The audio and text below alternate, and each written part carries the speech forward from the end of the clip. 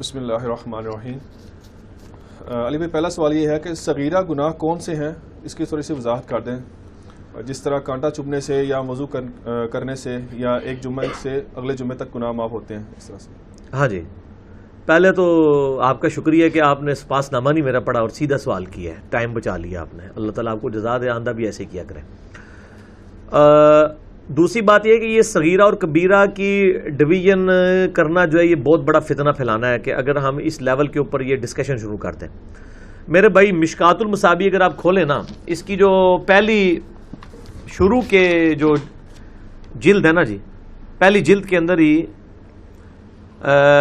کتاب الایمان میں 49 number page onward جو ہے نا، حدیث نمبر میں آپ کو انٹرنیشنل نمبر کے مطابق بتا دیتا ہوں، اس کا ٹاپک ہی ہے، یعنی 49 نمبر حدیث سے لے کے آن ورڈ جو ہے 78 تک آلموسٹ وسوسوں والا بیان بھی ہے، اس میں سارے کبیرہ گناہ گنوا دیے گئے ہیں، جو اس کے علاوہ وہ صغیر ہے، ہوں تسی لبڑے نے کہڑے رہے، ٹھیک ہے۔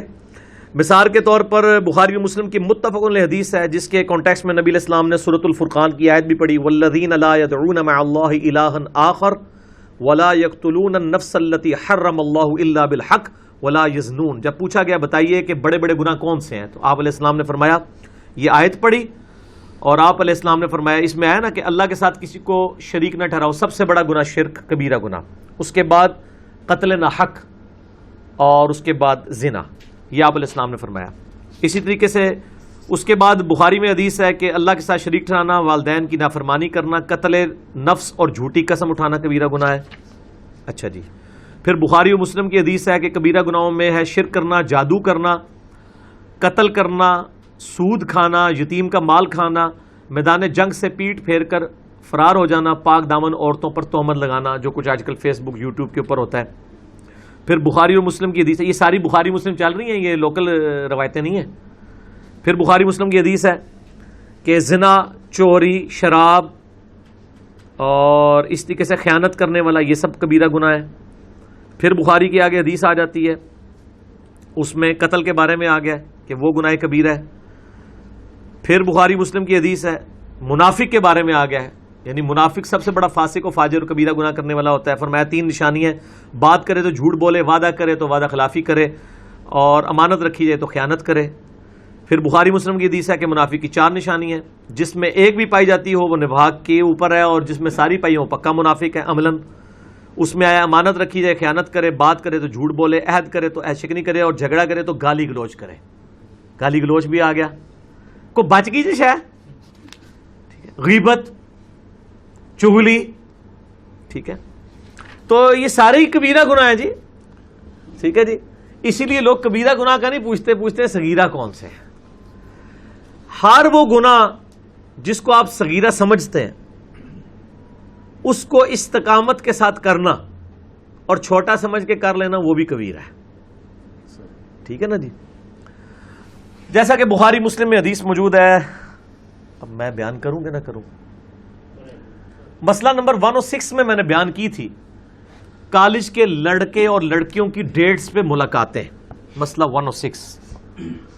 اس میں ایک صحابی آتے ہیں نبی علیہ السلام کے پاس، وہ کہتے ہیں کہ آج میں نے مدینہ شہر کے کنارے پہ ایک عورت کو گلے لگا لیا، اور میں نے اس کے ساتھ یعنی انٹر کورس کو چھوڑ کے باقی سب کچھ کیا،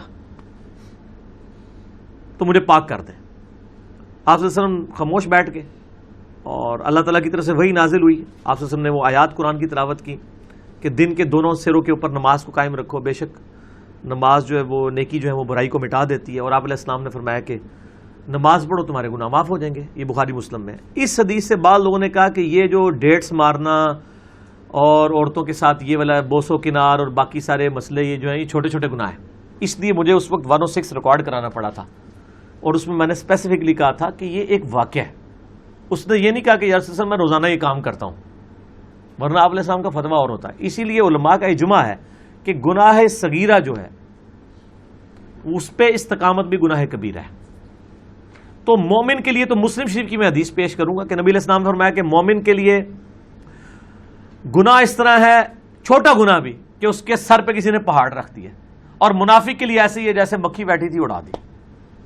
تو مومن تو کبھی کسی یہ تو تصور نہیں کرتا کہ چھوٹا ہے تو میں کر لوں تو وڈا ہے تو یہ نہ کرا، یہ تو بات ہی نہیں ہوتی. مومن نے تو گناہ سے بچنا ہوتا ہے، اور گناہ سے بچنا ہی مشکل کام ہے. نیکیاں کرنا بہت آسان ہے، تہجدیں پڑھنا آسان ہے، اشراق پڑھنا آسان ہے، نوافل پڑھنا آسان ہے، بد نگاہی سے بچنا ہی مشکل ہے. ٹھیک ہے نا. اور امام غزالی نے بڑی اچھی بات لکھی ہے منہاج العابدین میں یا کیمیائے سعادت میں. انہوں نے کہا کہ اے انسان تو نیکیاں مت کر، صرف فرائض پہ استقامت اختیار کر، لیکن حرام کاموں سے بچ جا، کیونکہ جو تو نے نیکیوں کا پاکیزہ تالاب بچا کے رکھا ہے نا، اگر تو کوئی چھوٹی نیکیاں نہیں بھی کرے گا وہ تالاب تیرا اپنے پاس سیف ہے فرض کا، لیکن اگر تو نے گناہ کیے تو اس تالاب میں گٹر کا پانی ملنا شروع ہو جائے گا اور وہ تیری نیکیوں کو بھی برباد کر دے گا. اس لیے دنیا کی سب سے بڑی نیکی گناہ سے بچنا ہے. یہ بھی گولڈن کوڈ میرا لے جائے، دنیا کی سب سے بڑی نیکی گناہ سے بچنا ہے، حرام کاموں سے بچنا ہے. ٹھیک ہو گیا. علی بھائی